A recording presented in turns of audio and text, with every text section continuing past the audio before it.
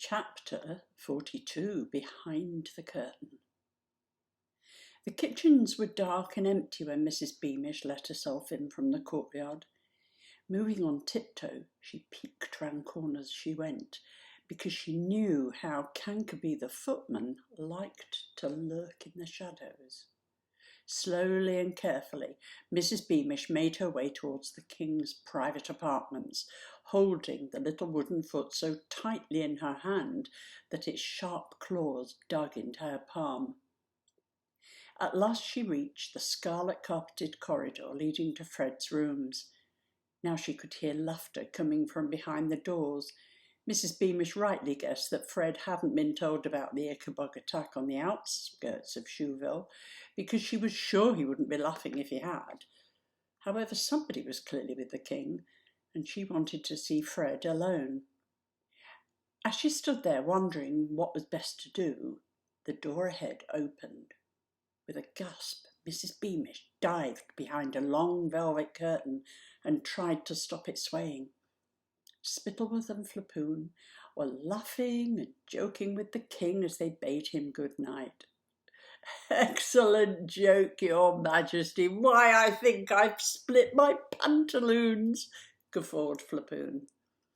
"We shall have to rechristen you King Fred the Funny, sire," chuckled Spittleworth. Mrs. Beamish held her breath and tried to suck in her tummy. She heard the sound of Fred's door closing. The two lords stopped laughing at once. "Blithering idiot," said Flapoon in a low voice. "I've met cleverer blobs of Kurdsburg cheese," muttered Spittleworth. "Can you take a turn entertaining him tomorrow?" grumbled Flapoon. "Well, I'll be busy with the tax collectors till 3, said Spittleworth, "but if—" Both lords stopped talking. Their footsteps also ceased. Mrs. Beamish was still holding her breath, her eyes closed, praying that they hadn't noticed the bulge in the curtain. "Well, good night, Spittleworth," said Flapoon's voice. "Yes, sleep well, Flapoon," said Spittleworth. Very softly, her heart beating very fast, Mrs. Beamish let out her breath. It was all right. The two lords were going to bed, yet she couldn't hear their footsteps. Then, so suddenly, she had no time to draw breath into her lungs. The curtain was ripped back.